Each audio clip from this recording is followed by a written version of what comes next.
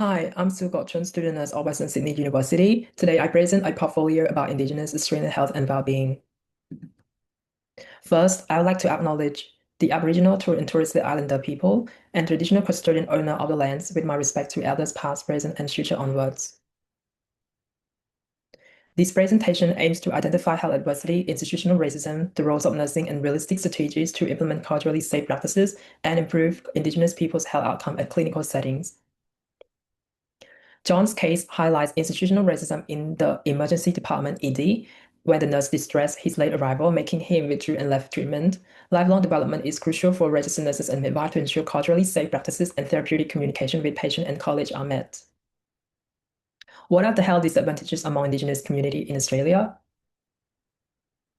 Indigenous communities face health challenges due to socio-demographic barriers, historical influences, and environmental exposures, affecting well-being and life expectancy. Low education, cardiovascular disease, stroke, arthritis, respiratory disease, diabetes, and obesity are linked to unhealthy diets, smoking, drinking, and intergenerational trauma.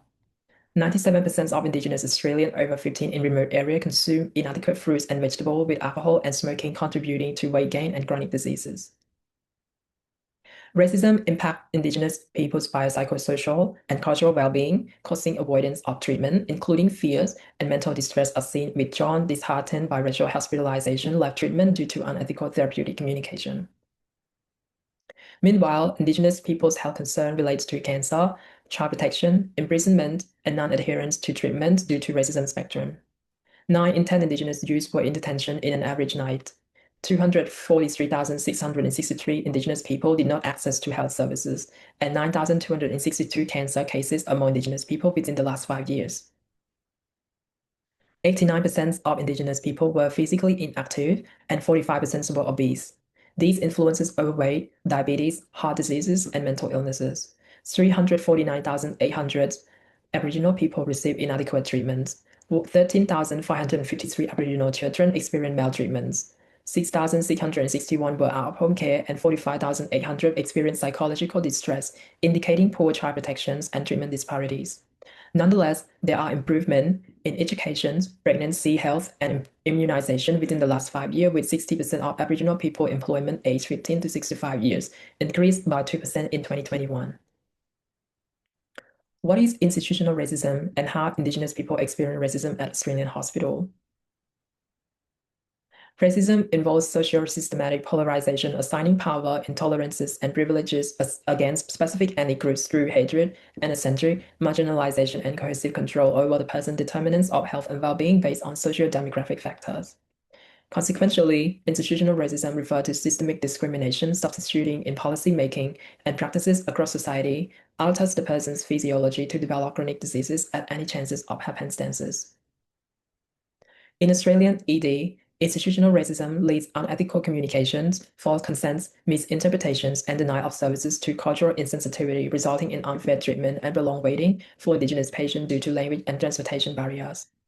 Marginalization in Australia's aged care and palliative cares are due to cultural insensitivity from healthcare staff affecting elderly immigrants and non-English speakers.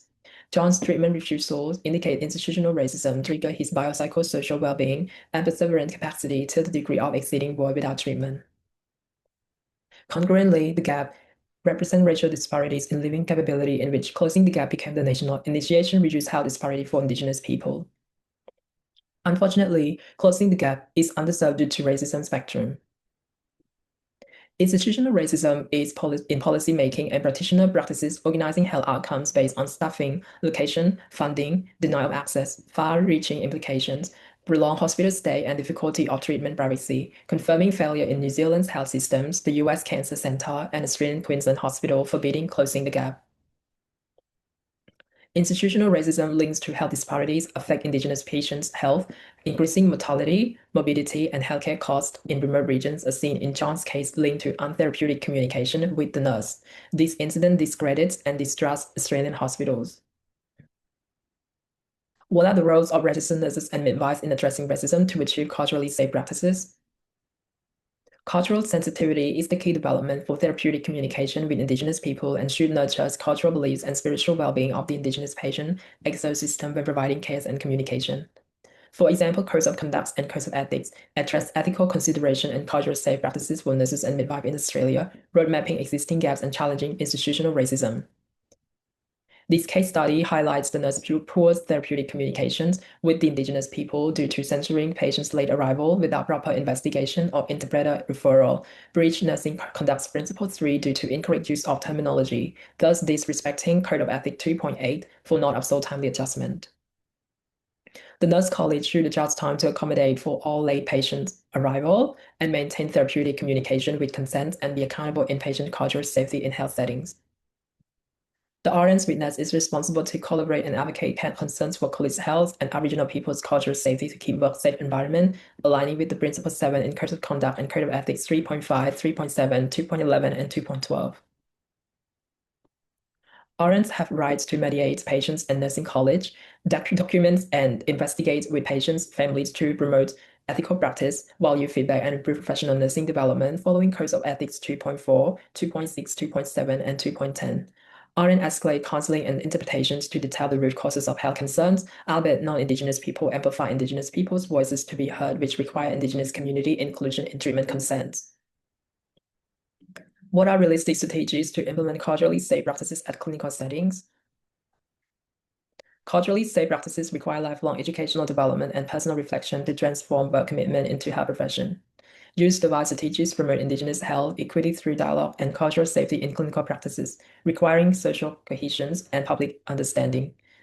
World Health Organization addresses racism by funding Aboriginal social determinants. Traditional healing programs prioritize cultural education. Indigenous lessons officers are recommended to reduce anxiety during prolonged ED waiting times. RN's debriefings provide biofeedback for lifelong therapeutic communication with Indigenous patients to identify Indigenous strengths and health concerns. Consent from Aboriginal communities is important to ensure culturally safe practices, accommodating kinship systems, and timely adjustment. Educational posters promote health, while person-centered assessment and referral address systemic causative of health issues. In conclusion, this presentation explains Indigenous people's health adversities linked to institutional racism and how RN's responsibility correlate with realistic strategies to implement at the emergency department, ensuring Indigenous community inclusion in treatment procedure to adopt strength-based resilient witnessing, disseminated education, and patients biofeedback, enhancing culturally safe practices at clinical settings. References available upon request. And thank you for watching.